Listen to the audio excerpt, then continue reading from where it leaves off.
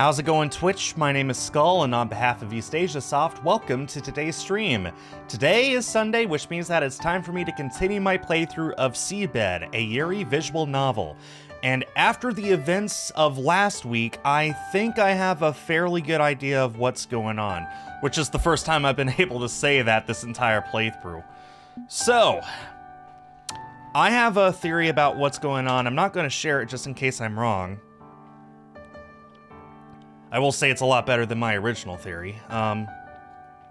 Anyway, let's go ahead and continue where we left off. We're about to see Sachiko's perspective. The night after the incident. Wahahaha. If you don't know what I'm talking about, you could go to our YouTube channel and watch all of the previous streams up to this point, which I recommend anyway. As I rolled around in bed, the sheet slid down my shoulder. I opened my eyes and sat up.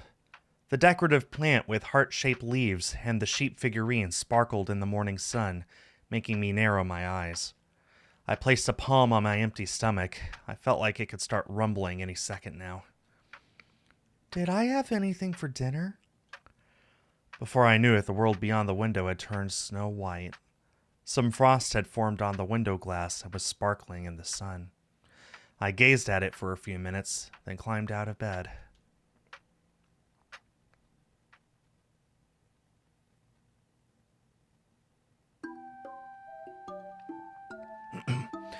The sweet aroma of coffee filled the cafeteria when I stepped inside.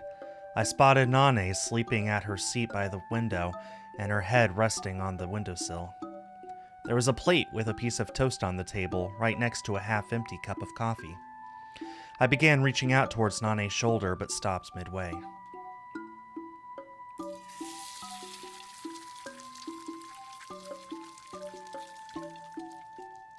Good morning. Nane addressed me while I was stirring the frying pan. Good morning. I'm sorry for using the kitchen without permission. Don't worry about it. It's my fault anyway. You should have woken me up. You looked like you were deep in thought. Did I? Nane sounded a laugh. I slid the fried egg over to the plate with the toast while also adding some salad for garnish. I then left the counter with said plate in hand and placed it on the table Nane was sitting at. Evening, Dim. About yesterday. What? Never mind, it's nothing. You know, I don't think I've ever had fried eggs with toast before. She considered the contents of my plate. You'll remember yesterday she professed her feelings for Sachiko. It's just an old habit. My housemate loved fried eggs. I see. If there wasn't at least one thing she liked on the plate, she wouldn't ever shut up about it. Can I have a taste? Go ahead. Nane held up her piece of toast with 3 fingers and extended it toward me. After I placed a slice of fried egg on it, she took a bite. It's both salty and sweet. Pretty good, actually. Thanks. Can I have more? Sure. Nane thanked me and picked up another piece of toast. I put some fried egg on it again. Oh yeah, I heard you took a liking to our library. Auntie said she often sees you there. Yeah, the silence helps me relax. That place is full of ancient books and not much else. I doubt you'd find anything useful. Perhaps you're right. There's a particular shelf beyond the stairs I tend to frequent. It has some more modern novels, along with magazines about cooking and fashion. I see you like keeping your things organized. Depends on the thing. Do you not like that library? It's not that. The place is a bit too silent for me, though. When I look high up at the ceiling, it makes me feel like I'm a dead fish that sank to the bottom of the sea. What an interesting metaphor. All it contains is old information and records that are no longer relevant to our age. It reminds me of old stuff, like ancient rusted bicycles and cans that people fish out from the sea. I thought you liked old things. I like old things that still serve a function. Nane suddenly made an awkward smile. I'm sorry about yesterday. I was really drunk. I placed the coffee cup on the table. When I looked up, I saw Nane covering her face with one hand. I started running my mouth like some know-it-all. I'm getting all embarrassed just remembering it. It's okay. I'm not upset. I sometimes forget to think about the consequences of my actions. Everyone does that sometimes. Huh. This reminds me of the worst essay I wrote in my life, back when I applied to an art school. I didn't know what to write about, so I began describing what kind of talents I had, in minute detail.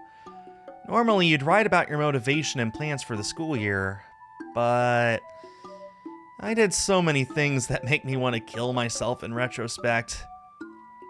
I always tell myself not to run my mouth, but it all falls apart the moment I get too excited about something. Well, we all fit into this world like puzzle pieces after all. I don't know if you're trying to help, but I'd appreciate it if you didn't bring that up again. Really? Well, I'll interpret it in a positive way. This time. Nane made a faint smile. I ended up unable to contain a smile myself. We continued cheerfully chatting for a while. After we had finished, Nane picked up our empty plates from the table, walked behind the counter, and began washing them in the sink. She offered me a second cup of coffee, but I refused. I had been feeling sleepy since morning, but I didn't feel like caffeine would help. With my head still feeling somewhat heavy, I looked around the cafeteria while sipping what remained of my coffee. Ever since coming here, I had been the only guest to use this huge room. When I thought about it that way, it all felt really extravagant. For a while, I gazed at the lavish, stained glass and the decorations on the lamps around it. Eventually, my eyes wandered to the pictures on the wall. The first one I looked at was the group picture with Nane, her mother, and Lily. My gaze traveled further, passing by pictures of Nane when she was little, then a well by the mansion that was no longer there.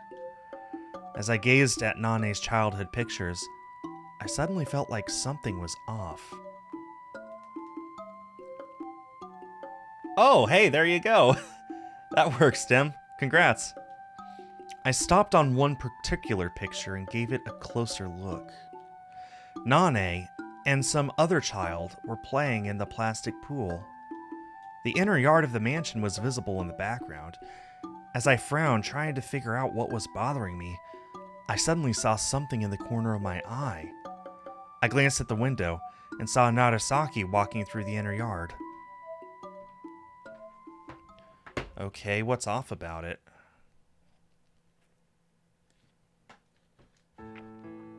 Nagasaki passed by the road leading to the library. What is this? I left the cafeteria and followed her, eventually finding an incinerator just before the exit to the mountain path. Nagasaki stood in front of it with her back turned to me. I took a slow step forward, trying not to alert her.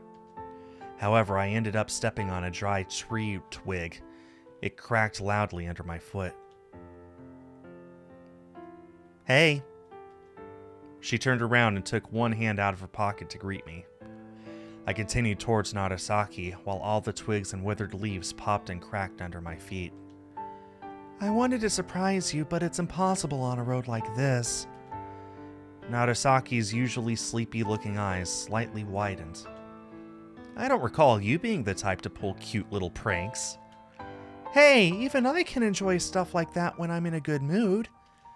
Oh? Nagasaki smiled. I lined up next to her and looked at the incinerator.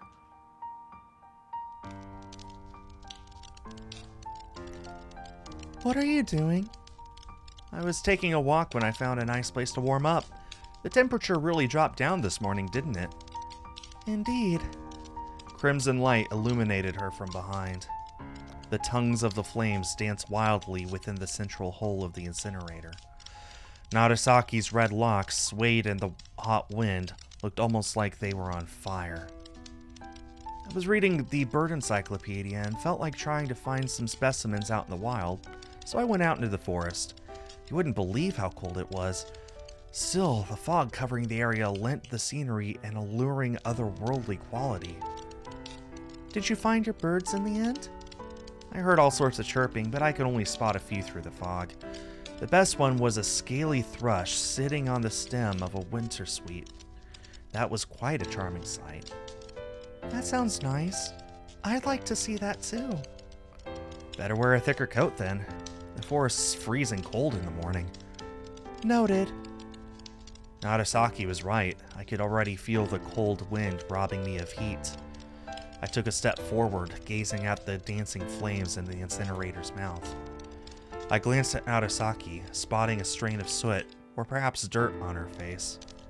Upon taking a closer look, I realized that the sleeves of her white coat were covered in dirt too. How far did you go? I got it pretty early, so I must have wandered quite far into the woods. After I pointed out the stain on her face, she brushed it off with her hand. I suppose you never were one to show restraint. I got a sudden job request, so I'm leaving in the evening. It's not every day I can come so deep into the mountains, so I figured I'd experience as much of the place as possible to make sure I wouldn't regret it later. Well, that was certainly sudden. That's how jobs work. I suppose so. What's your plan for me? You haven't been hallucinating or hearing things lately, correct?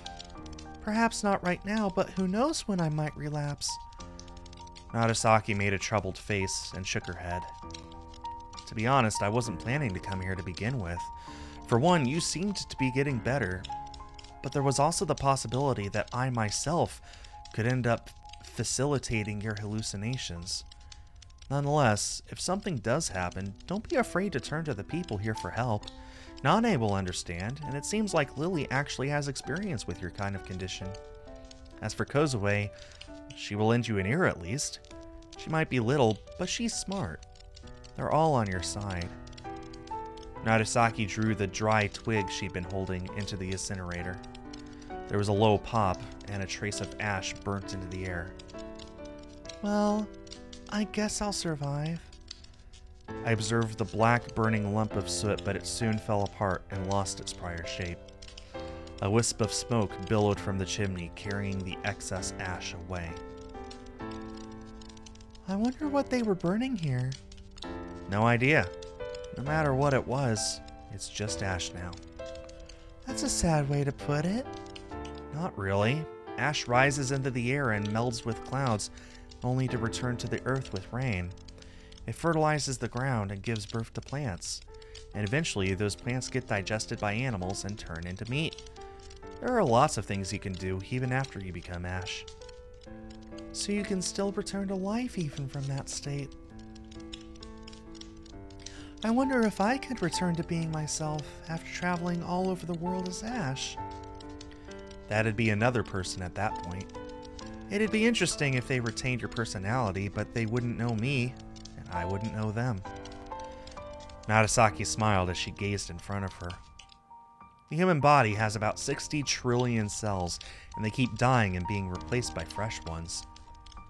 The cells in the head have a somewhat longer lifespan, but they all get replaced within a year or so as well. If you look at it like that, you're no longer the same person you were a year ago. We both chuckled. No one would notice, though.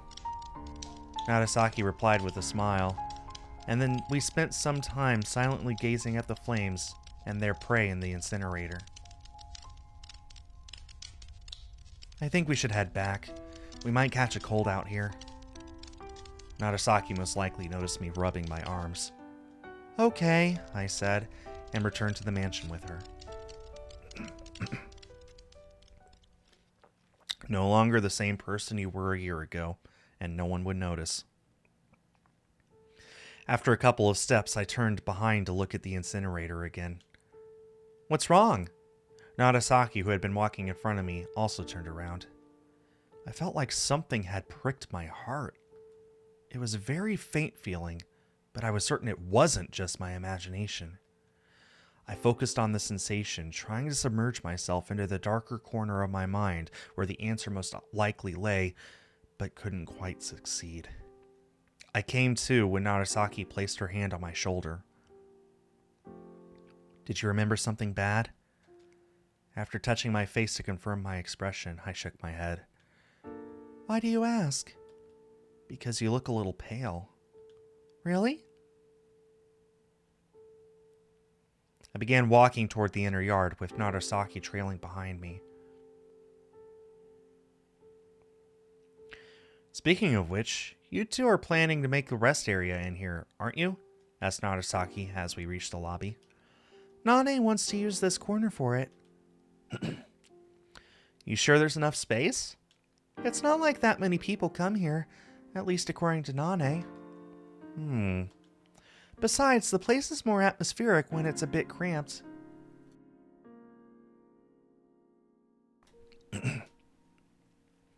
Really? Well, I'm not really an expert on artistic things, so I wouldn't know. As I scanned my memory for the layout we decided on with Nane, my heart began beating faster as I realized that the incinerator and the smoke billowing from its chimney earlier reminded me of a funeral. But that was all. I kept telling myself there was nothing more to it. Was that Takako's funeral, maybe? If you got no other plans, I'd recommend going to sleep early tonight. All I've done recently was sleep, I said while recalling all my napping spots across the mansion. You came here to take a break from work, didn't you? If you feel sleepy, then sleep to your heart's content while you have the chance. No one's going to drag you out of bed here. Now that Narasaki mentioned it, I did indeed feel somewhat drowsy. I felt like I'd fall asleep as soon as I hit the bed. I suppose you have a point. It wasn't like I had anything important to do here, so I listened to my doctor and went straight to my room.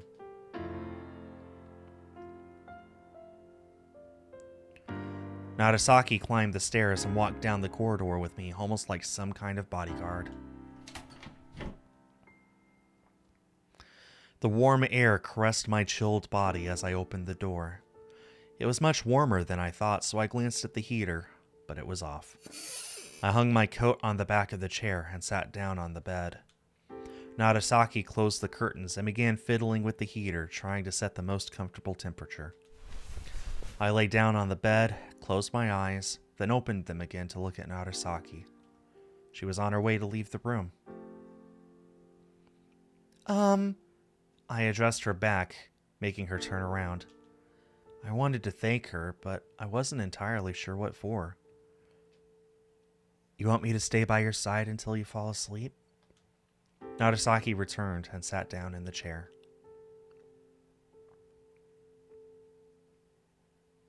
We spent some time chatting.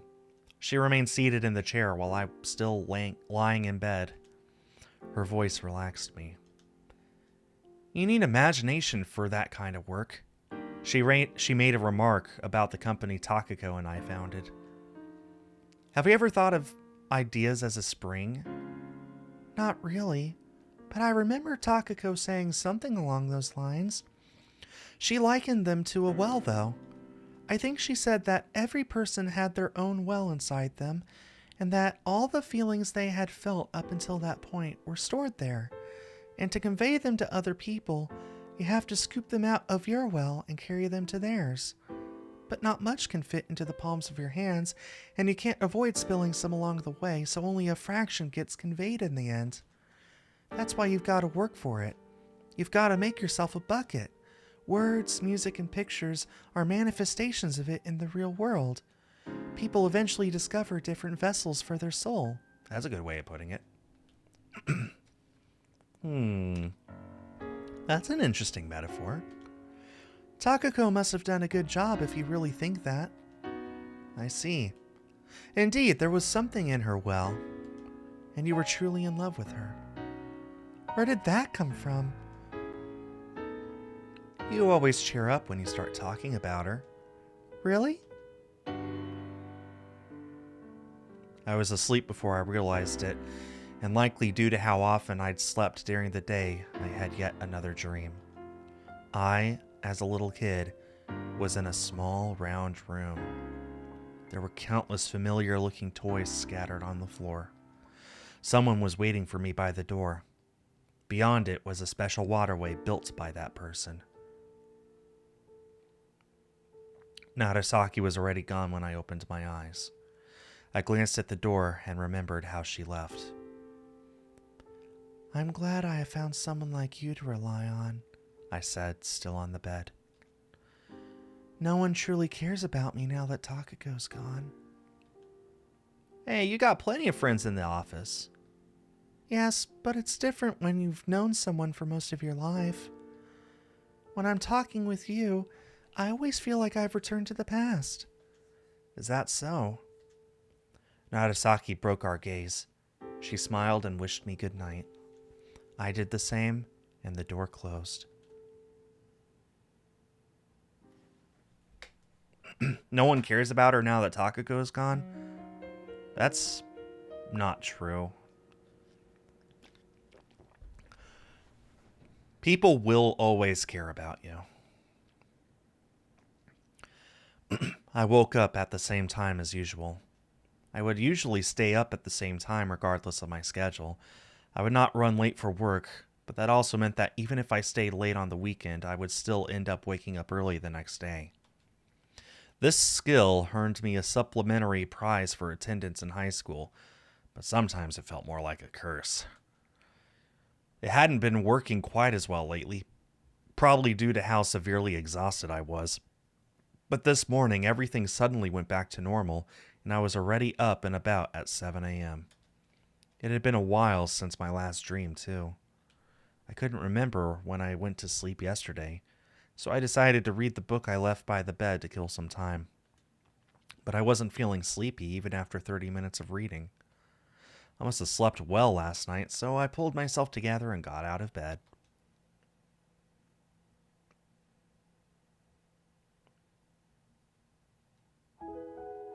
Ooh. Oh, it's Kozue. I passed by the flower beds in the inner yard and circled around the building to see Kozue standing among the bamboo trees by the stone fence. She kept looking at both the ground and a piece of paper in her hand.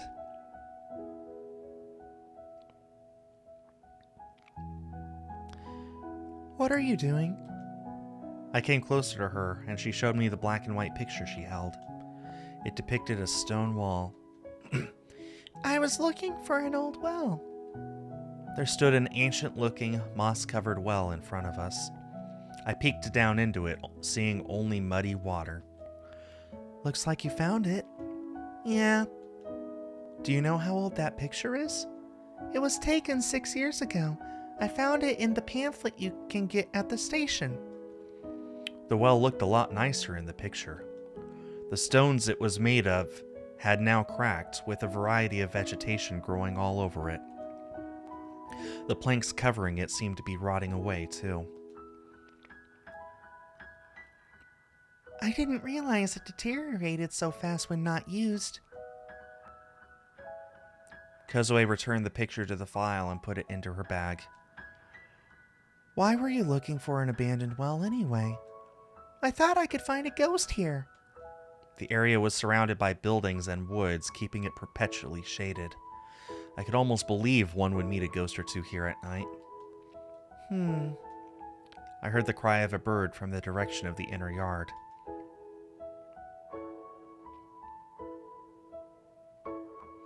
Kozue turned to me. She gave me a hard look, narrowing her round eyes. "I just wanted to see where it was after looking at the picture." Perhaps she intended that part about ghosts as a joke. "I see." "What are you doing here?" "I was looking for someone." "Huh? I was the only one here all morning." "I see. Thanks." I thanked her and shifted my gaze to the well. Why was Sachiko looking for someone? It was covered with planks, but one seemed to have gone missing, revealing the well's interior through the gap. Kozue and I both peered into the darkness of the well. "I tried looking for the penguin toy we talked about the other day, but couldn't find it in the end," said Kozue, her eyes not leaving the well. "All I found was this. It was in a vase in our living room.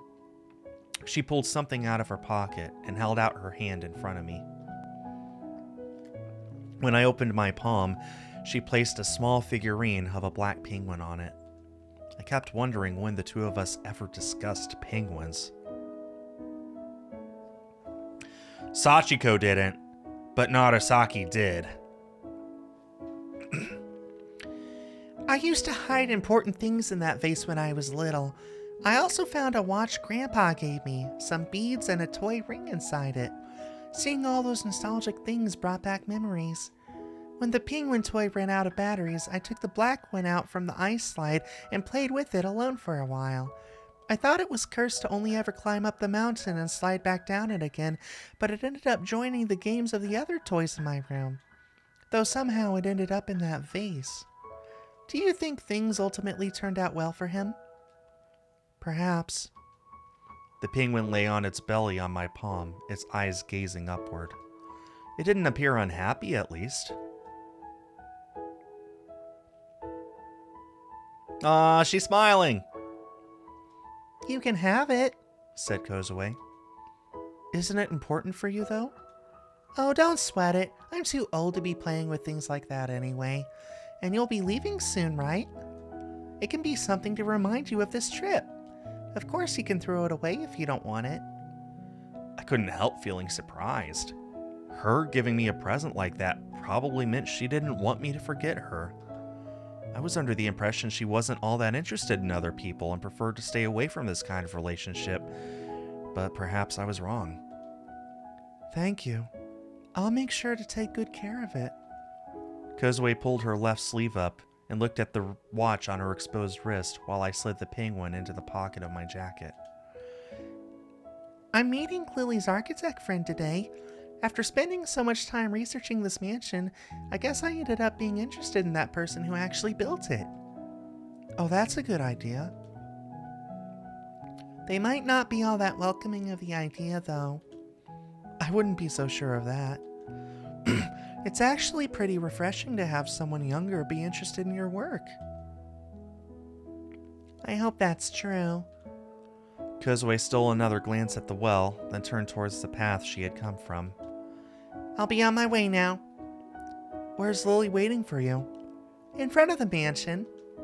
We can go together then. There was no path in the woods beyond the well, so I joined Kozue and turned back toward the way I'd come from. We parted ways as we reached the mansion.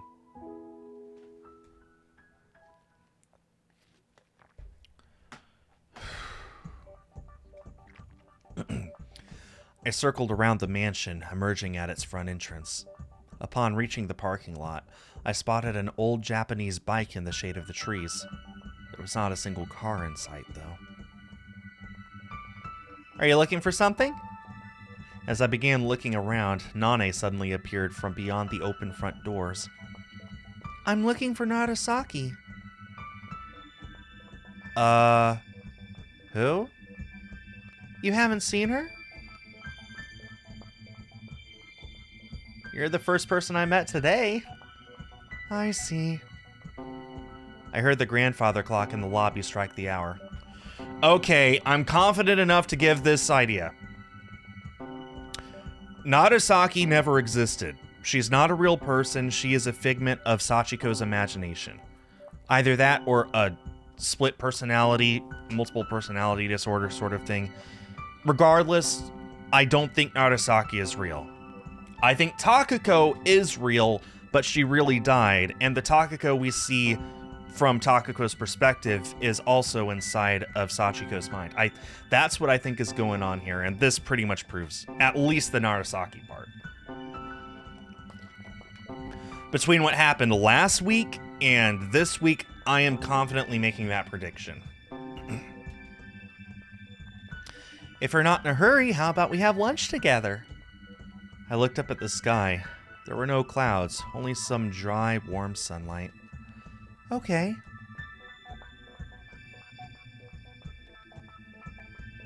Nane looked out the window as we enjoyed our post-meal coffee. There's not a single cloud in the sky today. Looks like a sunburn waiting to happen. I've heard the sun is more potent in the mountains. Is that true? Ultraviolet rays apparently get stronger here because the atmosphere is thinner, but don't worry, I came well prepared. Look! Nane rolled up her sleeve and showed me her white forearm. I've got some homemade sunscreen. Want to try it? Thanks, but I brought my own, so I'm okay. If you say so. Nane shifted her position, lowering her arms. I turned to the window to see her combing her front hair in the reflection. I wonder what the weather is going to be tomorrow. I was thinking of going hiking. That's nice. Should be a clear weather tomorrow. Do you want to come? I do, but I'm not sure if I can make it. Nane hid her hands behind her back and made a deeply sad face. She explained that she had to participate in a local inn proprietor meeting tomorrow from the early morning. Is that why you were looking for this Narasaki person? I nodded. Yes, she's an old friend. Can you tell me what she looks like? I'll tell her about your plans if I see her. Well, she's a tall woman with red hair. Her mannerisms and speech might come off as a bit masculine, I guess. Okay, got it. If you see her, tell her I was looking for her. I'll do that. Are you sure you don't know her? She was staying here. We're closed right now. I thought I already told you. That's right. You did. The cafeteria door suddenly opened. I'm sorry. Did I intrude? Lily stood in the entrance. Not really. Nana, could you come over for a spell? I'm sorry, I've got to go. Okay. Just leave the plates here. Okay. Nane apologized to me and stood up. Sorry for interrupting you in the middle of conversation. That's okay. But I thought we agreed you... That's okay, but I thought we agreed you wouldn't call me Nana in front of people. We did? I could hear a bit of their conversation beyond the door. I finished my cold coffee and brought the cup to the kitchen along with Nane's. I stood there for a few moments when I suddenly heard a ringing sound. I walked towards its source. I left the cafeteria and continued to the lobby. The big, black, and somewhat antique-looking telephone on the counter was ringing.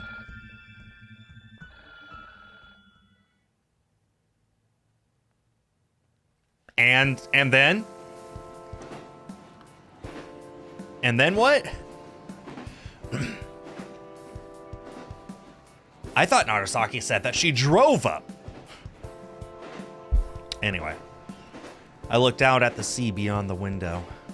The rays of the setting sun painted the interior of the train car in orange. Clank, clank.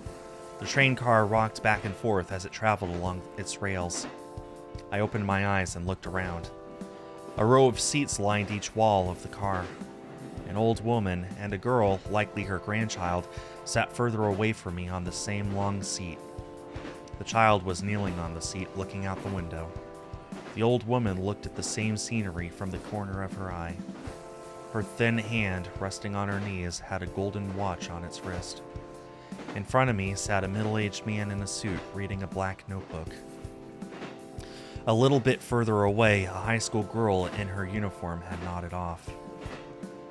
That's good. I heard brief fragments of the conversation two clerks were having nearby. You've chosen the right woman. She's smart and works hard. The other man nodded. I'll admit, her being a beaut played a role when I chose her, but I was mostly attracted to her smarts. I still sometimes feel like a child around her. The other man nodded again. Well, the most important thing is that you're happy. The well-built clerk that had his sleeves rolled up emphasized the word happy. The tall, handsome man nodded. We could certainly agree on that point. There was an advertisement above them, showcasing a hot springs establishment. The words once-in-a-lifetime prices were floating above the steam-covered scenery of Beppu Bay. An electronic voice burst out from the speakers, announcing the next stop. Soon after, the train began to slow down with a metallic shrill. The doors opened, and a young woman in a white shirt stepped into the car. Her hair had been let down on one side, and she held a book with the words "How to Live" printed on it. She sat down in the seat diagonally from me and opened up the book to read. The middle-aged man in the suit left the car at the next station. After 2 more stops, I was the only one left in the car. The electronic voice announced that the next stop would be the last. I stood up and got out of the train car. I stepped onto the stone platform. It smelled like dried leaves. Cool, humid sea breeze blew up the mountain slope. I heard the rustling of the grass. The station was deserted, so I walked around for a bit. I managed to make out the name of the station from the rusted, ancient-looking iron plate, but whatever was written on the backrest of the faded plastic bench, which probably used to be blue, was completely illegible. There was no one at the wooden ticket gate either.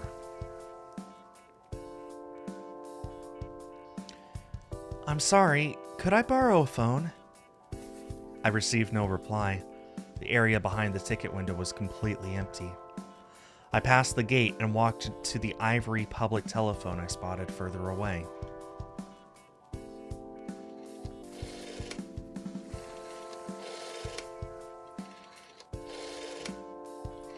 I could hear the long blades of grass rustling in the wind outside. I checked the clock on the wall, then picked up the receiver, stuck a coin into the coin slot, and turned the dial a few times. After a few beeps, someone picked up the phone on the other end. "Hello? Nagasaki, where are you right now?" "I'm at the station." "The station? What about your car?" "It's close by. I wanted to take a little detour."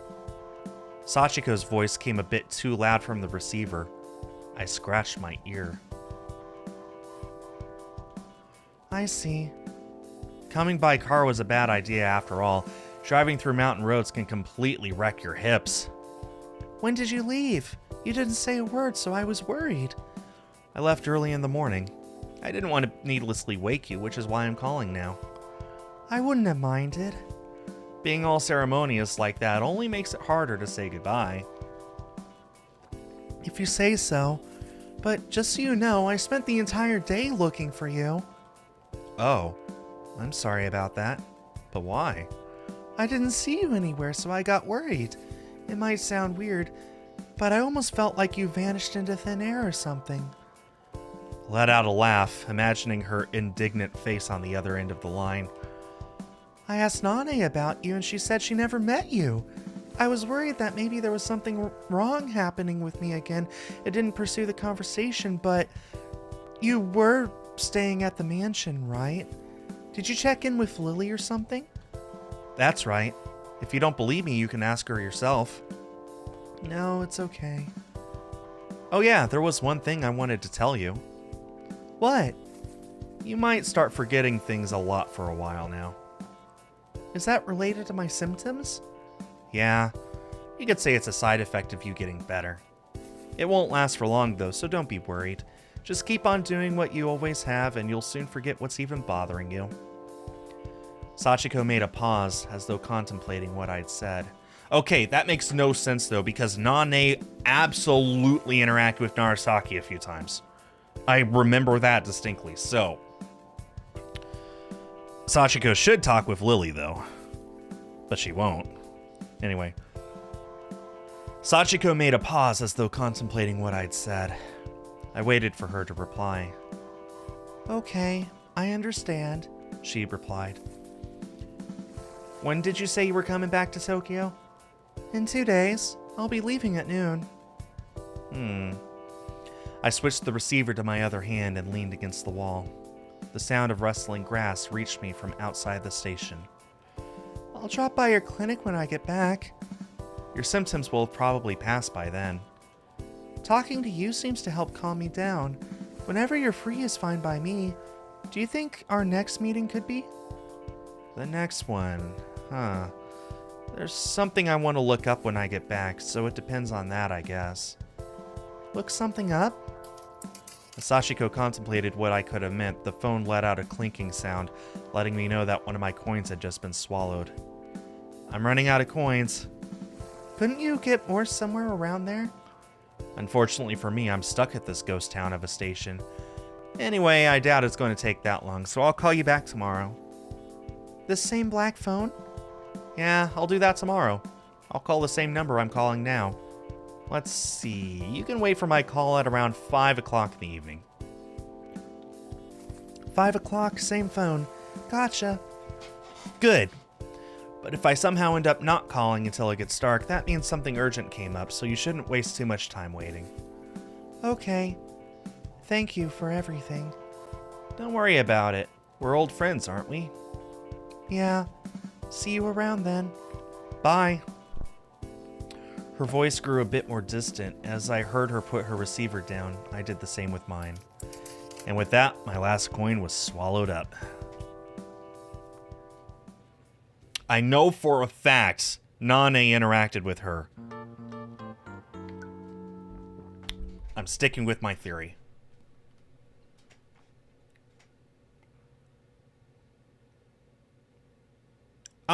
Back to Takako's perspective. Labyrinth. I'm not sure I like the sound of that. A maze you'll never get out of. There was a date at the top of the page I opened up the diary to. Before reading the entry, I flipped a few pages forward. The text ended after 2 pages. All I could see were the empty, ruled lines, no matter how far I went. I returned to the page with the date. There were no other dates on the following 2 pages, which made this the final entry.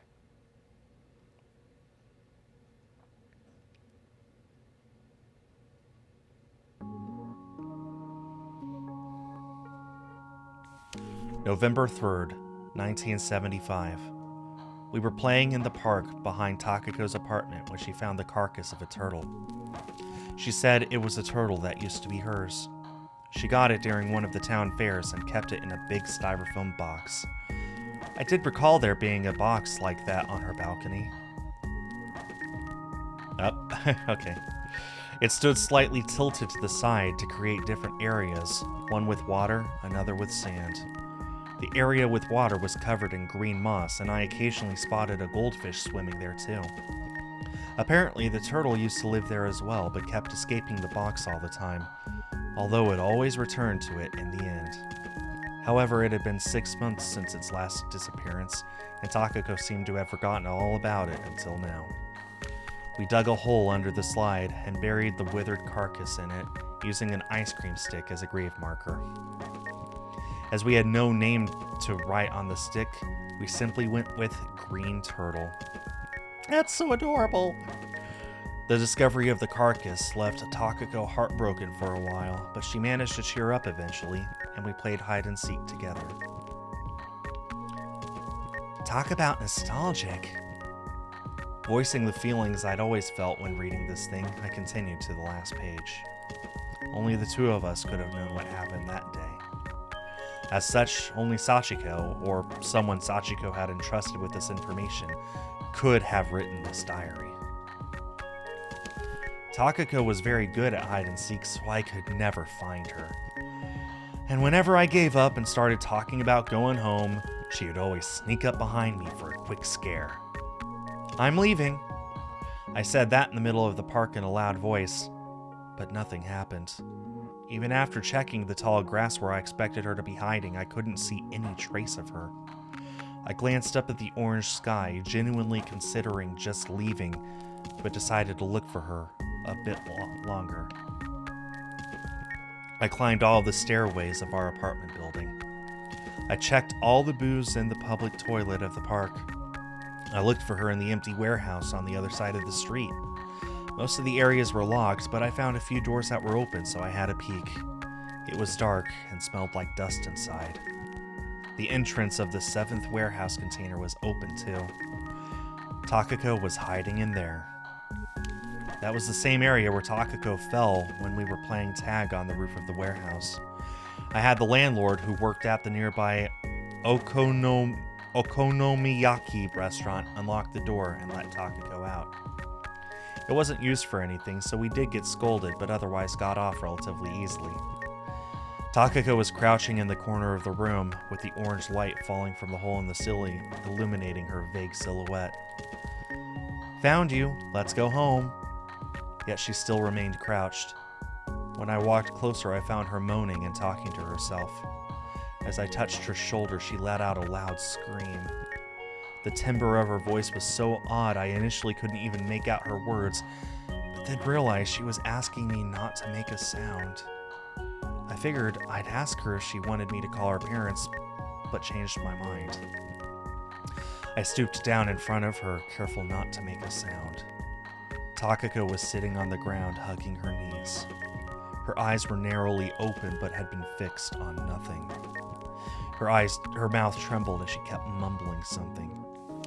I reached out and covered her ears. I could feel her face flushing through my palms. As we sat like that for a while, her shaking began to gradually subside. She breathed heavily for a while, but that too eventually stopped. My hands were going numb, but when I slightly moved them, she abruptly spoke up. "Did you say something?" I asked her in a low voice. She didn't scream this time and seemed relatively calm. "You want me to call someone?" "Don't go anywhere. I can still hear it," she said in her normal voice. "Can you stay until it passes?" "Sure," I answered.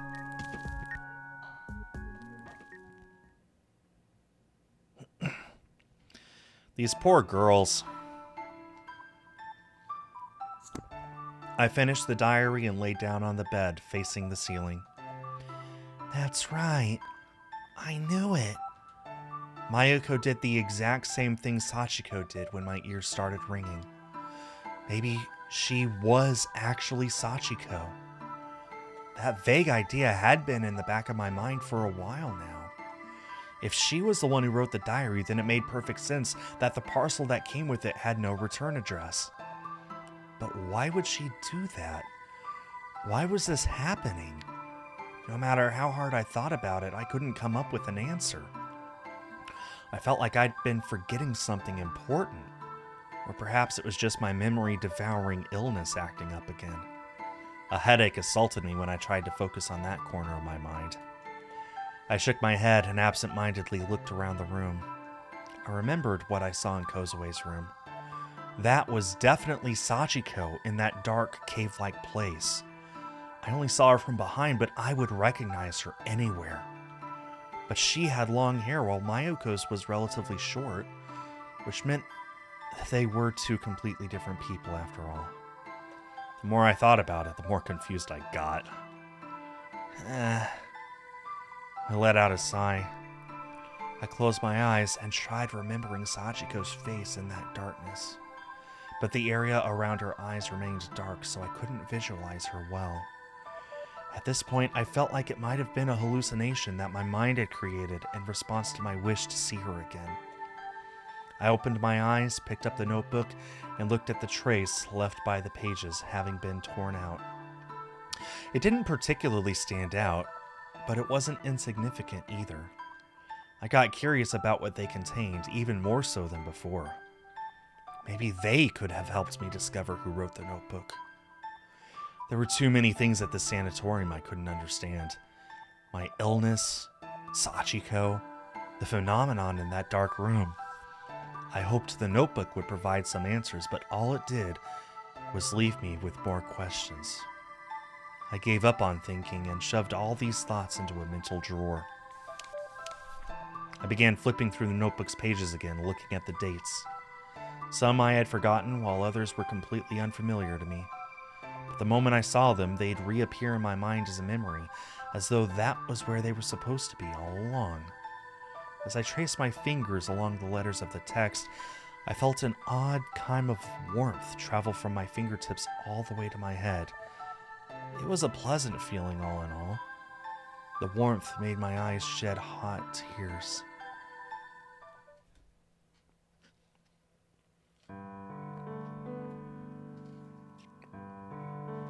After I calmed down a bit and sat up, I felt pain in my shoulders.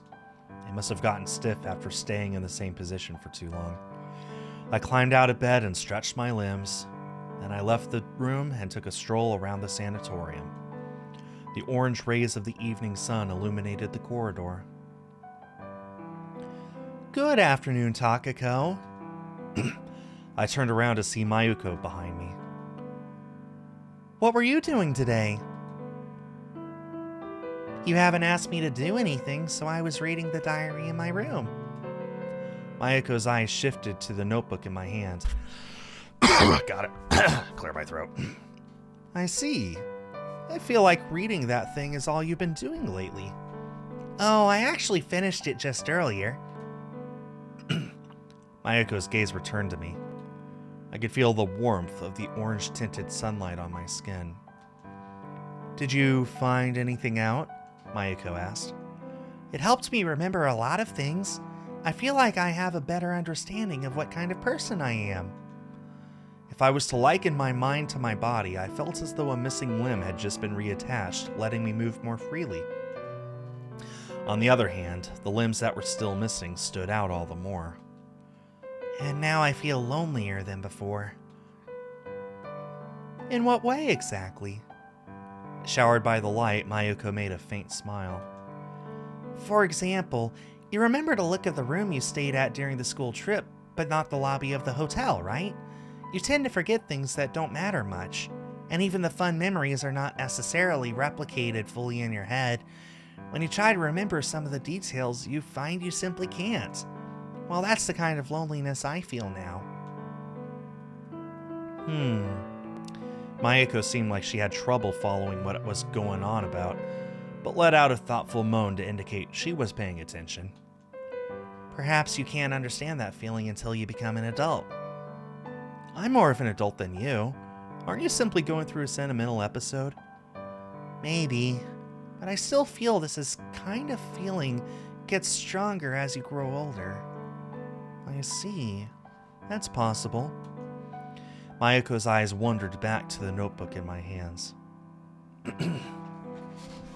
I'd love to read that too. Would it be okay if I borrow it? I held up the notebook. I looked at Mayuko's face, then at the notebook, then back at Mayuko. You can have it if you want, but aren't you normally busy with getting dinner ready around this time? That's right.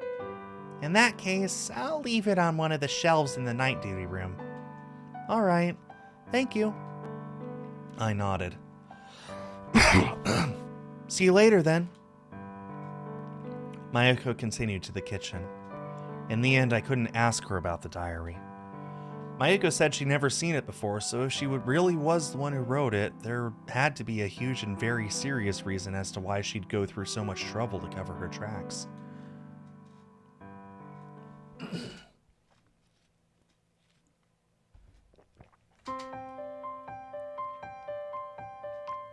I walked down the moonlit corridor, looking at the dim red glow of the emergency lights.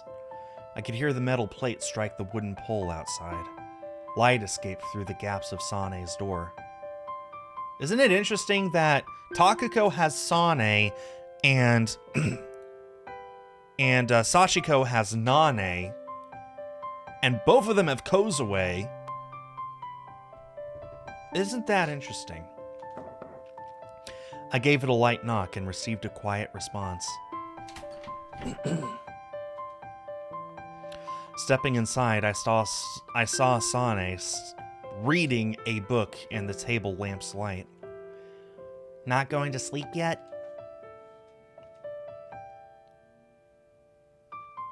I wasn't feeling sleepy, so I decided to read.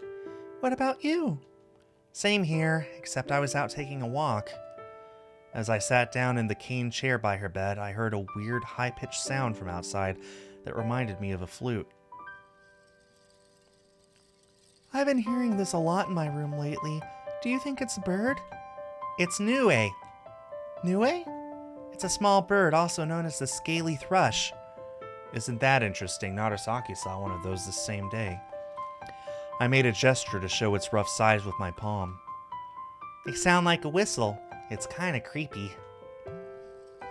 But it instantly becomes better when you realize it's a cute bird, no? I suppose so. Sane smiled. Aren't you scared to take a walk alone at night? She asked. Nah, it's more exciting than doing it during the day. I imagine you've walked past everyone's rooms. Maybe. I bet the ghost stories we have here all originate from you. Not at all. What do you mean? Sane knitted her brows. I'm hungry. There's yesterday's jelly in the refrigerator. Can I have it? I opened the small fridge by my feet, finding a single plastic package of tangerine jelly on the top shelf. Go ahead. Thanks. I peeled off the seal with the picture of a tangerine on it, took the little wooden spoon from the package, and began eating the orange jelly. It was cool and had the sweet and sour taste charismatic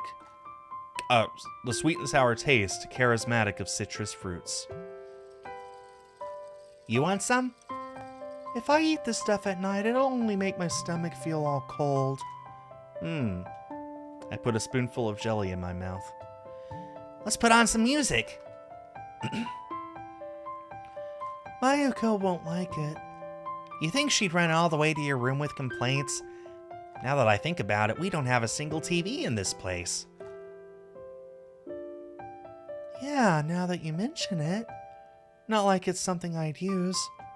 Aren't you worried we might be missing some vital news or something? What kind, for example? I looked at the ceiling and cocked my head. Like a giant monster approaching our town. Or something. Sane chuckled. What kind of monster? A humanoid, 15-meter tall anteater that uses its snout to suck people straight into its belly through the windows of their houses. I made the shadow of an anteater with my fingers in the dim light. Now I'm going to be too afraid to sleep. We might be in severe danger if we missed an announcement on TV telling us to keep the lights off and not make a sound. Sane glanced at the window. These kind of things always just appear in front of the window without warning. Then you gotta run and barricade yourself in the bathroom. Trapping yourself in a confined space in horror movies is basically suicide. I don't think I've ever seen anyone survive that. The moment the character begins praying, you know they're dead. There was this one movie with worms that traumatized me. The one where they travel through pipes? That's the one. There was another movie where they had a sudden close-up of a freaky alien's face out of nowhere. I almost got a heart attack. That's the one about the alien that can split into particles and reform, right? Yeah, I'm surprised you know that. I used to watch a lot of movies. Is there anything else that scared you?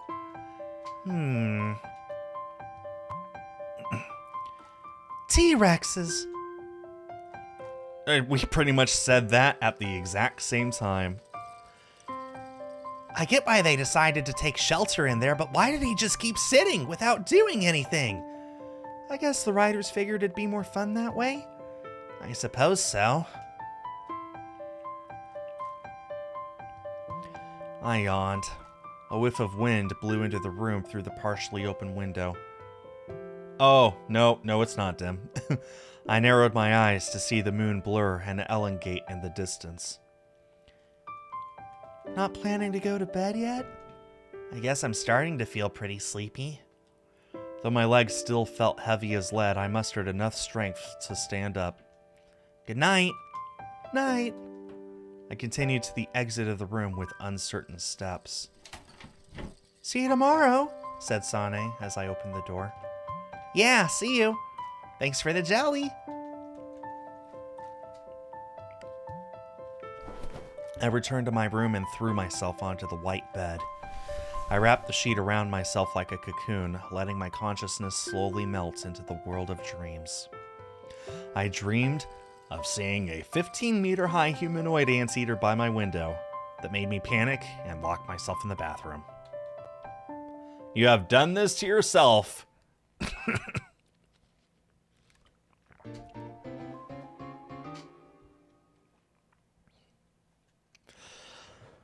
Excuse me.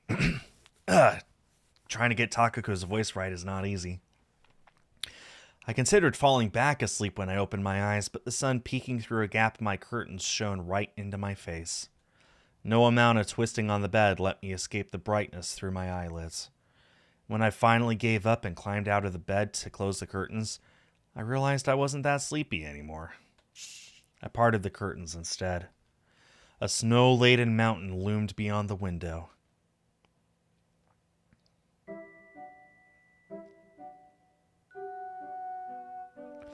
I spotted Kozue standing in front of the door leading to the inner yard.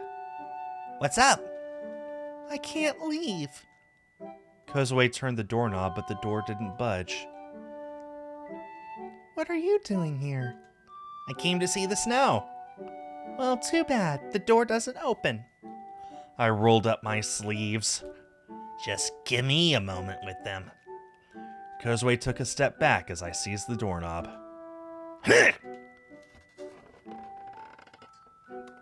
A loud crack reverberated in the room. "You've broken it!" "It's not broken. I have to tell Mayuko about this." "Hey, wait, don't do that!" Through the window, I could see a pile of snow that would reach up to my knees right outside the door. Well, right outside the door wasn't particularly accurate, as it covered the entire inner yard. Only the big camphor tree still towered high above it, boasting an elegant white layer of snow on top. "I guess I'll try the window." I undid the latch and opened the window, only to be momentarily blinded by the brightness of the snow. Stepping on the windowsill, I jumped outside. My legs sank into the snow below. Hope you're wearing some boots and leggings. "Whoa, I'm sinking here!" I was about to jump back inside, but Kozue walked in front of the window before I knew it, blocking my way. "Open the door!" "I need a shovel to clear this much snow away." "You have your hands, don't you?" "Are you kidding me? Look, my legs are already freezing, okay?" "No boots, no leggings, you're screwed." Mayuko appeared behind Kozue in the corridor. "What are you two doing?" "We're playing with the snow." "Good." Mayuko handed me a shovel through the window. "I was looking for you to help me with shoveling the snow." "And I just so happen to be looking for a shovel too." Problem solved. I stuck the shovel into the snow. I lifted up a shovel full of snow and placed it into the cart behind me. Kozue appeared as well, pushing an empty cart toward me. She stopped the empty cart next to me, moved to the snow-filled one, and pushed it away. I continued to shovel snow until Kozue returned with the next cart. Seeing that my cart was still only partially filled with snow, she rattled her own. "Geez, give me a break."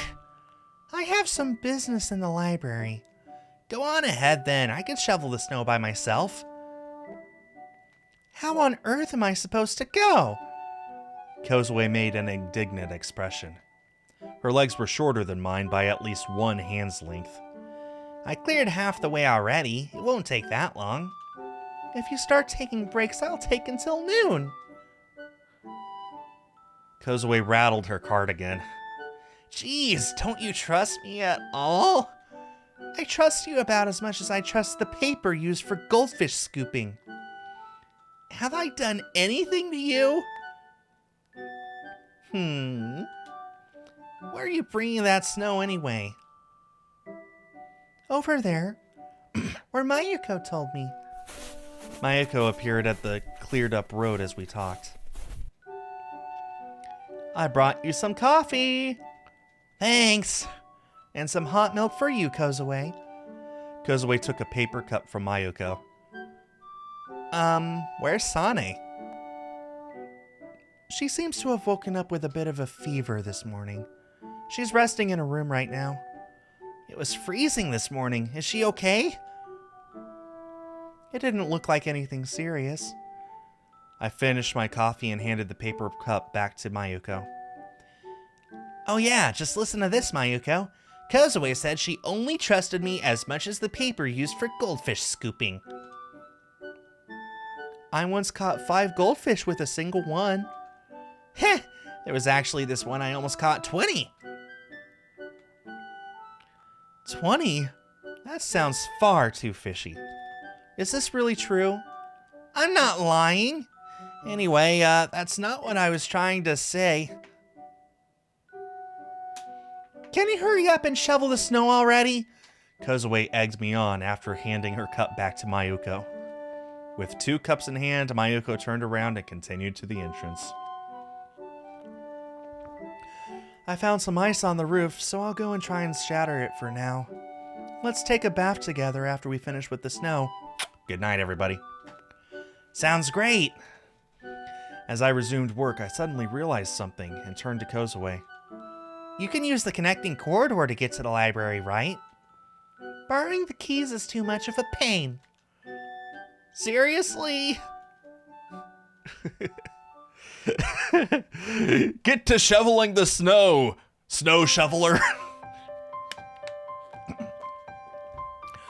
The door's hinges squeaked as I closed it behind me upon entering the silent lobby.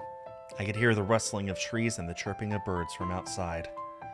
The light filtering in through the stained glass above the door lit up the floor. I continued forward, glancing at the astronomical trinket on the counter. The planet imitations were slowly spinning in a barely perceptible breeze. The contraption suddenly let out a high-pitched bell-like sound. I heard the sound of footsteps, and then Mayuko appeared from the stairs leading to the underground bath. Have you finished? Or should I leave this? I held up the shovel in front of her. I took it from the storage room on the 2nd floor. As for the cart, you can leave it in the inner yard. The cart is right by the exit right now. I see. All right. I'll go return your shovel to its place. Where's Kozue? Asked Mayuko as I was about to climb the staircase. She went to borrow some book from the library. I don't think she'll take too long. I'm done preparing the bath, so find a change of clothes and come back. Okay. I ascended the stairs with shovel in hand. From behind, I could hear Mayuko walking to the door. The storage room was located in an extra area between the stairs and the first room on the 2nd floor. Its narrow confines held a large painting in a fancy frame that no one could figure out where to hang, a sofa with a missing leg, an aquarium for tropical fish, and all sorts of otherwise completely unrelated bits and bobs. In the dark room illuminated by a single source of light, I found a stand similar to the one used for umbrellas. I promptly stuck the shovel into it. So long, partner, till we meet again. I turned off the light and started down the way I came from, but paused in the middle of the corridor. On my right was Kozue's old room. I placed my hand on the doorknob and slowly pushed the door open. There was only a bed, an empty cabinet, and a closed window inside. It hadn't changed at all since I'd last seen it. I could see the sky above the port town through the window. The light through said window illuminated the room, unconcerned that its master was gone. I stepped inside and heard the floor creak underneath me. I closed my eyes but couldn't sense the hard rock floor under my feet, the cold wind blowing through the walls of the narrow cave walls, the low humming that strangled my chest, or even the smell of wet soil and moss. Bath's ready! A sudden voice from behind left me startled. I turned around to see Mayuko with a puzzled expression on her face. What are you doing in a place like this? Nothing. Huh. Mayuko let out a sigh. Let's go take that bath. Let's go take that bath. I passed by Mayuko. She followed behind me. If I were Takako, I'd be confused too.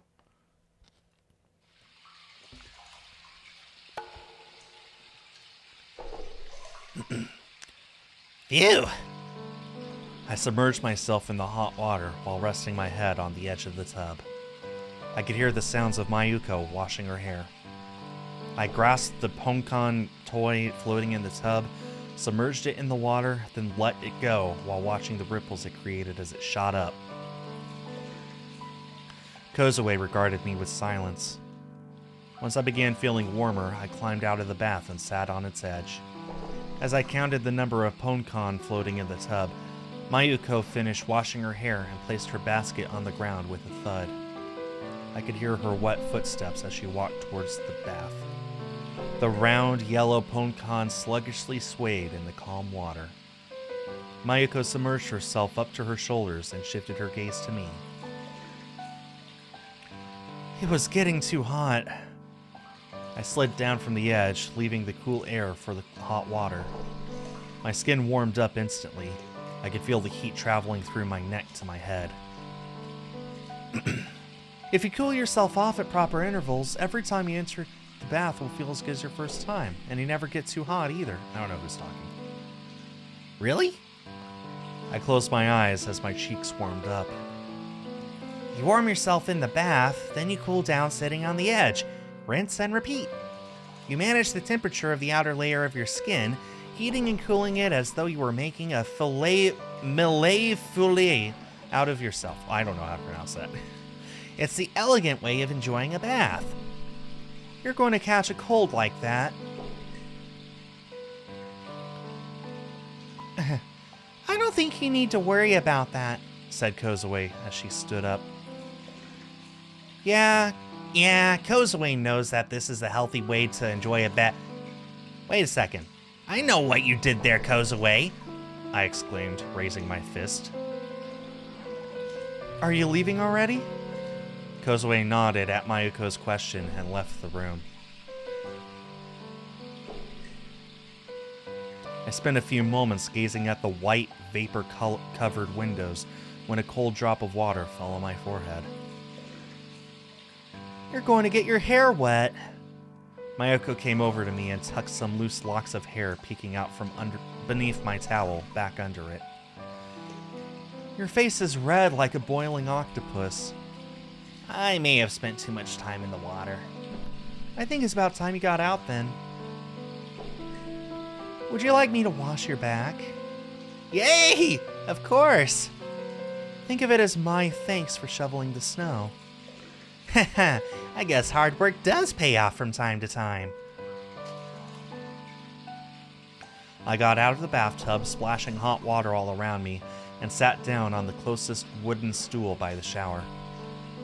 Mayuko brought a stool of her own, sitting down on it behind me.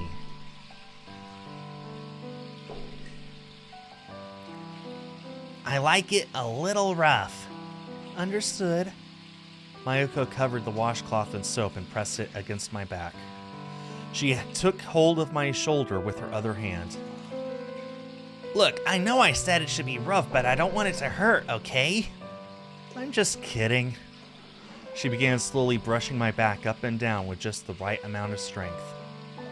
Does it hurt? No, it's just right. It feels good. I see. I exhaled a breath, raised my knees, and rested my chin on them. Are you tired? Nah, it's not like that. Snow never piled up this much back where I'm from, so if anything, shoveling it was a nice new experience for me. I've never seen so much snow here in the past, to be honest. Guess I won't have many more chances like that, huh? Yes, unfortunately. I see. Well, not like I'm the one concerned. Mayuko's hand paused as she considered my words for a moment. Do you have any itchy spots? You sound like a barber. What will you do if I say I do? I let out a laugh. Don't blame me if you won't be able to sleep on your back tonight. Have you ever said you had an itchy spot at the barber's? No? I have. Mayuko let out a gasp of surprise. You actually had them scratch your head? Yeah, but then the rest of the experience didn't go too well. They totally rushed the dryer part afterwards. I think they thought of me as an annoying customer and wanted to get it over with as soon as possible. I always thought it was more like a figure of speech than an actual proposal. But it feels good. I wanted them to do it again. Well, I suppose I could see what you mean. It feels good when another person scratches you. For real. How does your back feel? Real nice. I wish I could continue this for hours. I see. After that, Mayuko also washed my arms and shoulders. You're being awfully nice today, Mayuko. I've been nice since before I was born. I couldn't help but chuckle. Really? Oh, didn't you know? Half of me is made of pure, undiluted kindness. Never heard that one before. How did you find out? I got a blood test here. You could tell that from blood? Oh geez, all of that. And kindness. And in your case, kindness takes up half of the whole? Yes. What's the average for a person? Unfortunately, I'm quite far above the average. I guess I'm lucky to have a nurse like you then.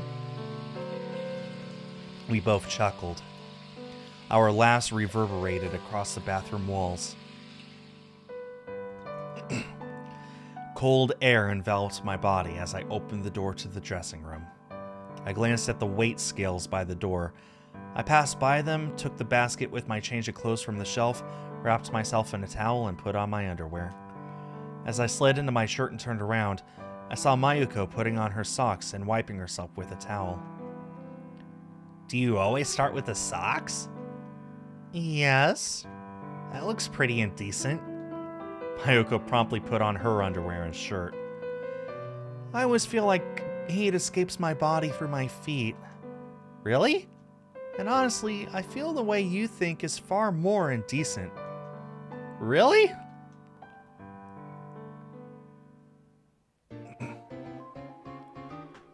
I always save my socks for last. It's so uncomfortable. Having my socks, having to put on my pants over my socks is just, I don't know why people do it. It doesn't make sense. It feels so wrong. How about all of you? Do you put on your socks first or last? Please say last like a normal person. I think it's time. Sane sat up in bed and took the thermometer out of her mouth. You still seem to have a high fever. Sane, her cheeks flushed, regarded me with an empty gaze. I want to read a book. No way. You need to get some sleep. Sane gave me an indignant look through her half-open eyes. It's different for you? Oh, is it, Dim? You really like books, don't you? Why is that? You mean what I like about books? I nodded. I like a lot of things. I don't know if I can sum it up. Well, what's good about the current book you're reading, then? It's an old book. It's old. Okay. Which means it's full of things I don't know, like descriptions of lands I'd never seen before. But I enjoy that kind of lack of knowledge, as my imagination always fills in the blanks. If I die, burn me with the books on this shelf. There's still some I haven't read, she added. I can do that if you want, but you won't be able to read them if I burn them. You think I could read books after my death? I have no idea what happens after death. You don't believe in heaven and hell, right? I might not look it, but I'm actually scientifically minded. I don't believe you'll be able to continue constructing thoughts after your brain dies. It's fun to think about the afterlife, but none of the potential ideas make much sense from where I stand. I put the thermometer away and soaked the towel I'd prepared in a bowl of ice water. I always start thinking about these things when I don't feel well. My health isn't exactly in tip-top shape, she added. Aren't you scared, Takako? Not really. As I said, it'd be fun if there was an afterlife. But if it all works like I expect it to work, you won't be able to feel fear, so what does it matter? I'm pretty sure some people would find the idea of not existing scary in itself. What's the point of doing your best in life if you're going to disappear anyway? Have you never thought of it like that? Well, you leave all sorts of things behind, I mean. Besides, the fact I might disappear one day doesn't change the fact that I exist here and now. I took the towel out of the bowl and wrung it so as not to splash the water all over the room. One time, we were gazing at the stars together. Sachiko said that their light was hundreds and hundreds of years old. In other words, hundreds of years will pass before we're seen from over there. Nothing that ever existed can disappear completely. I remember that conversation.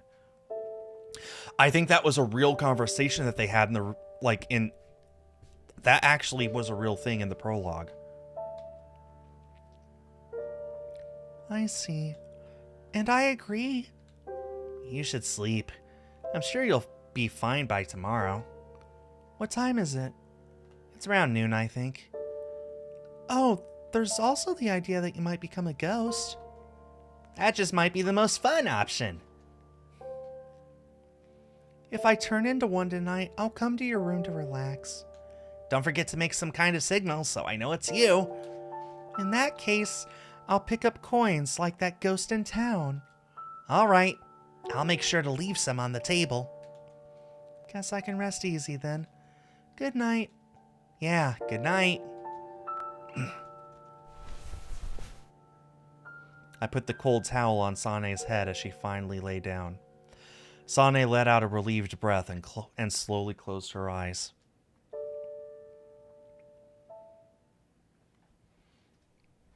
I don't think Sane's really going to die. I think she's just got a cold. They're just joking. I opened my eyes to realize I was lying on a bed. As I sat up, a sudden and sharp pain ran through the core of my skull. With its empty sleeves, a bed covered in blinding white sheets, and a window that opened to a vast sky above the port town, the room felt as lifeless as ever. The sky that was orange before I closed my eyes had turned dark blue. I rubbed my left arm that had nearly frozen while I slept with no sheet on me. When I stood up, the pain in my skull returned. Eventually, I staggered out of Kozue's room with uncertain steps. What's she trying to accomplish here? I think I was going somewhere. I turned right and began descending the spiral staircase.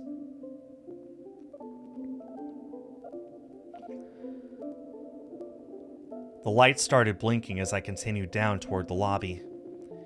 I changed them just the other day. I took one step after the other while leaning against the wall with my right arm. I passed by a few small pictures on the wall to reach the blinking light. It didn't seem like it had dimmed, at least.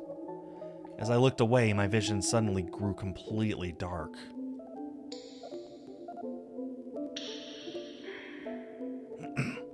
I could feel myself stepping on a hard, wet surface.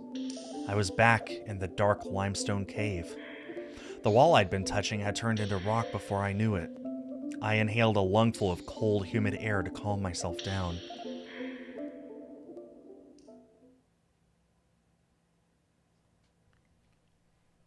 I slowly closed my eyes, then opened them again. I was back on the spiral staircase. The light I changed the other day and the familiar picture of a lake hung right next to me on the wall. I leaned against the wall with my back and stared at the light for a few moments when I saw Mayuko descending the stairs above me. Huh? I caught her hand before she tumbled down the stairs. What are you doing there? Mayuko asked, pressing a hand against her chest. I thought there was something wrong with the light over here again, but it seems like it was just my imagination. I see. Mayuko straightened herself, so I let go of her hand. It's almost lights out time. Is it already that late? Well, check the clock in the lobby if you don't believe me. I shook my head. In that case, good night. Mayuko passed by me. Mayuko turned around to face me as I addressed her. Can I sleep with you tonight? I gulped down the remainder of my cold tea and put the empty cup on the tray. I want to lay down the futon, so I'd appreciate it if you got out of the way.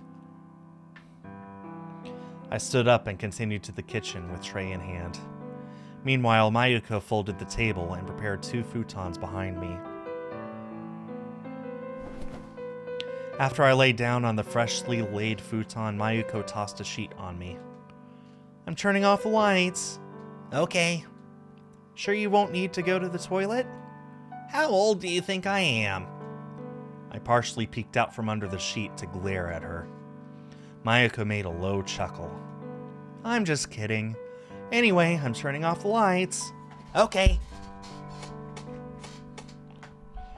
The room momentarily turned orange and was swallowed by darkness as she pulled the cord. The night duty room's futons were kept in a closet, so they had a different smell compared to my bed. My brain had irrevocably connected that smell to Mayuko by now. I yawned and considered the cord dangling from the ceiling. It looked like it was swaying, but when I looked up at it in relation to the ceiling, I understood that wasn't the case. I had a lot on my mind, so I didn't feel sleepy at all.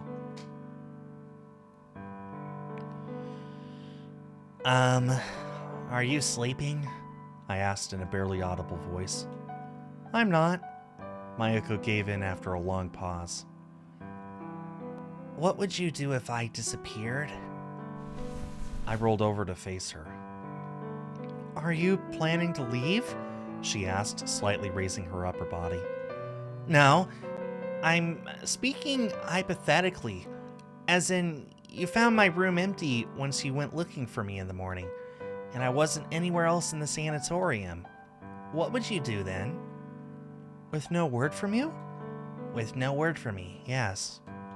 I'd look for you. I'd contact the police and we'd scour the mountains, I suppose. Then you'd get a piece of my mind once we'd found you. I see. Why ask me something like that, though? I just felt like it. Mayuko let out a sigh. Okay, well, no more of those questions, please. They're only going to make me depressed. Okay. I'll make sure to leave a message if I go anywhere. Please do. At times, however, you cannot be the master of your own fate. Are you sure you can make that promise so easily? Well, fine. I'll do it as long as it's within my power. Thank you. But I'm not sure if I'll be strong enough. Would you please make up your mind? It's like you said, sometimes you just don't have a choice. I suppose so. I rolled on my back and closed my eyes. The light clouds beyond the window looked like smoke in the moonlight. I remember staying at my grandma's this one time. My grandparents and I slept together in the same room. I rubbed my eyes in the middle of the night and got an eyelash stuck in it. I had to use a mirror above my head to try and get it out. Glancing at Mayuko, I saw her looking at me through drowsy, half-open eyes. It was the kind of mirror you could turn in various angles, but it was set up to face the closet for some reason. Anyway, I turned it toward myself, and then my grandma woke up and got really angry at me for doing that. Why was she angry? I don't know. You didn't ask? I was too scared to. I see. What do you think? Was that a scary story? I wouldn't say it was particularly scary. Really? It's true, though. Look, I got goosebumps just from remembering it. Maybe you have to have been there to understand. Didn't you think there might be something weird reflected in that mirror? Or that it led to some other dimension you wouldn't be able to return? That's a popular story about mirrors, yes. Hey, don't just brush it off like that.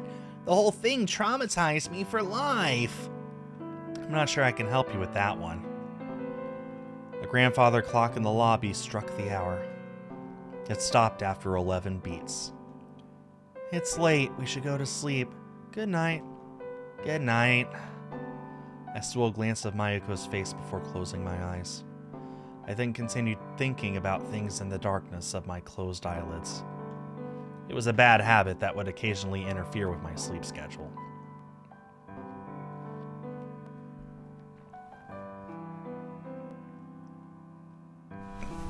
I wriggled out of my futon and got into Mayuko's. "What are you doing?" "I got too scared to sleep." "Is that so?" Mayuko let out a sigh.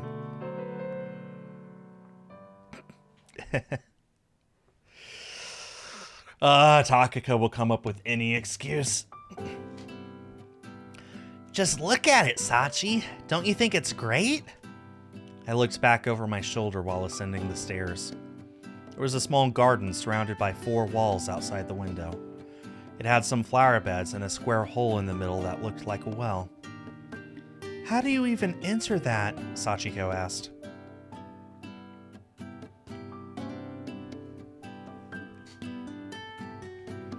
"I think I could see doors on that wall." "It looks quite tranquil. I like it." "How many of the rooms are occupied?" "Most of them are, I think. There are a handicrafts shop on the first floor, a tax accountant's office below us, and a law firm up above."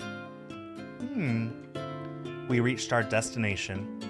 I opened the door and let Sachiko go inside. I followed her and closed the door behind me. "What do you think?" Sachiko carefully surveyed the room. This must be when they picked their place. "We could put the employee desks here, and you can have a private desk there by the window since you're the boss and everything." Sachiko walked to the window and looked outside. "It's too bright here. Too much reflection to read papers. And it feels kind of hot. Good thing it's not facing south at least," she added. "You could put up blinds or something." I pointed at the left side of the room. "There's a kitchen over there so we can have coffee whenever we wanted. And this other room would be perfect for meeting clients." Sachiko turned away from the window and peeked inside the kitchen, then continued to the meeting room. "Oh, I see you can enter this room from the corridor too." "There's a small entrance by the staircase leading here." "I see. I saw another door at the end of the corridor. What was that?" "Just a storage room, I think." It's close to the station and has a parking lot. With a shopping street close by, we can even eat out for lunch. Oh yeah, and I found a cafe I think you'd like. What do you think? I'd say this is the best one out of the ones we've checked today." "How much was it?" "It's pretty cheap." I took a thick stack of documents out of my bag and handed Sachiko one page from it. What do you think?" "Are you sure there hasn't been a murder in this building or something like that?" "It's just old." "Well, I imagine all sorts of things must have happened here over the years. But does that really matter to us?" Sachiko continued silently pacing back and forth between the empty rooms. She tried knocking on some of the walls, listening to the resulting echo. After checking the storage room, we looked around to see what kind of establishments occupied the other floors. It was in the middle of a weekday, though, so everyone was busy working inside.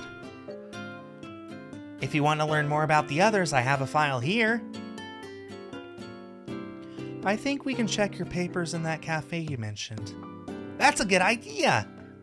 We went to the cafe.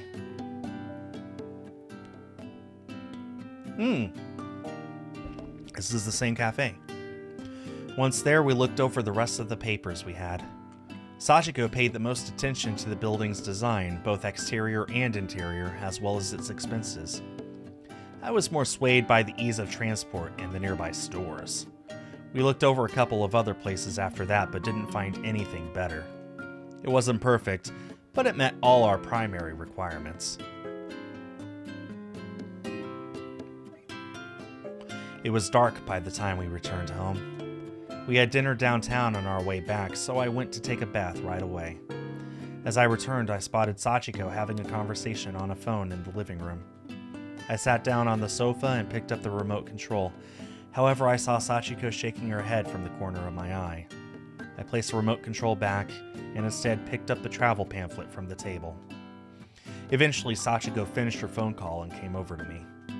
She looked down at me, sitting in the middle of the two-seater sofa. I returned her look and patted my knees. Her eyes narrowed. Feast your eyes upon the Ultra Deluxe Takako sofa. Sachiko finally gave up and sat down in between my legs. Aw. They are so cute together. What was that phone call about? It was the head of the sales department from our old place. He called to tell me about our retirement bonus. Will it include paid vacation time? It won't. Darn! And I work so hard, too. Thanks to that, we won't be running out of money anytime soon. But we got taxes next year, right? I wonder if it's going to be okay. I've already calculated that. It's going to be okay. Well, if you had worked a little harder, we'd have more leeway, though. Hey now, any more in that engineering department would have killed me. But the blame lies with sales and not engineering, right? Their manager accepted projects with no regard for the already packed schedules of the staff. That sucked too, but the worst part was how our manager decided we didn't need weekends anymore. It made insane overtime a part of the daily routine on top of all that. But you got paid, didn't you? It allows us to advance with our plan ahead of schedule. It was just like she said. Our goals were to go independent and travel around the world. And we managed to achieve both a few years earlier than we expected. With the future looking bright, our past hurdles felt like a pleasant memory. I added more strength into my embrace and hugged Sachiko tighter from behind. Have you decided where you want to go yet? Sachiko considered the pamphlet we got from the tourism agency. I thought about it, but I feel like your suggestion about going to the sea somewhere far in the south sounds like the best option so far. It's summer over there right now, isn't it? I wanted to experience that at least once. Right? And speaking of new experiences, you can't fire guns or go skydiving in here, so there's that too. I leafed through the pamphlet from behind. That doesn't sound too bad. We spent some time talking about travel, imagining skies and seas that we'd never be able to see from our native land. Sachiko turned on the TV after we finished. She flipped through a few channels until we were on the evening news. The announcer was talking about the economy or something. Looks like our economy's doing well. Yeah, that definitely sounds like it. Some businessmen were being interviewed on the screen right now. What kind of office do you want to run? Sachiko asked. A place where we can all talk about the future. That doesn't sound too bad, Sachiko said after a brief pause.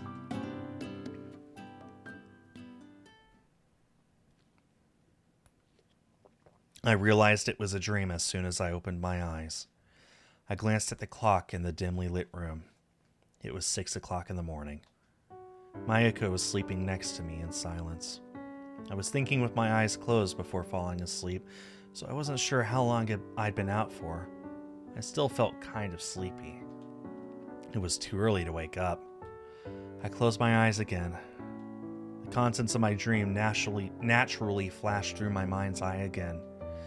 I realized what I had lost after finishing reading that diary. The past me never worried about things like this. I was able to deal with everything a lot better than I could now. I knew that Sachiko had my back even if I screwed up. It never felt like that big of a deal to me to leave my hometown, and it didn't bother me to give up on my job. Similarly, I didn't worry too much about the feasibility of us establishing our new office. I just drew what I wanted to, and Sachiko would color it for me. It was all so easy. A lot of things become easy when you share them with someone you trust. I thought about Mayuko, who was now on the other side of my eyelids. I had no words to express just how much happier my life would have been if Sachiko hadn't vanished from it. If only Mayuko was Sachiko. But I loved Mayuko for who she was too. If I was her, I wouldn't want someone to love me because I looked like someone else. It was either Mayuko or Sachiko lying beside me, and there was no in between. I considered if I had any tools to confirm it. I couldn't find anything no matter how many times I read through the notebook. All I had was that image of Sachiko in the dark cave. I felt like that place held all the answers. I had to go to that room one more time. Just the thought of it made my blood run cold, and I had no guarantees I'd be able to make it back this time.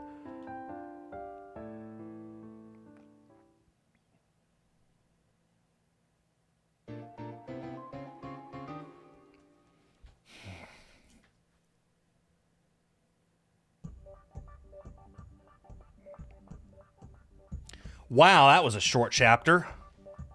I guess that's where we're going to stop.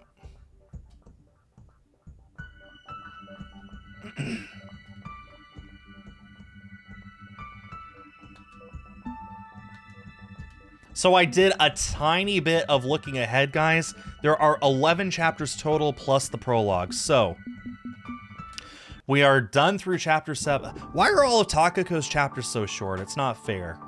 Precious Bun doesn't get enough. Anyway, we only have 8, 9, 10, 11. We only have 4 chapters left. So I think I don't know. We might finish this game by the end of May. I'm sticking with my theory. Narasaki doesn't really exist. Takako did exist, but she's actually dead. And all of this is in Sachiko's mind. That's my guess. This does seem to be leaning in that direction. Anyway, thanks, Dim, for being here. Shout out to the lurkers. Shout out to everyone watching this on YouTube afterwards. Let me know, do you put your socks on before or after your pants? These are the kind of questions that are going to keep me up tonight. I will be back next Sunday to continue my playthrough of SeaBed, a Yuri visual novel. And I'll be back on Tuesday to play something else. Don't know what yet, but I'll see you guys then. On behalf of East Asia Soft, I have been Skull. Have yourselves a great day and a great week, and I will see you all next time. Bye-bye.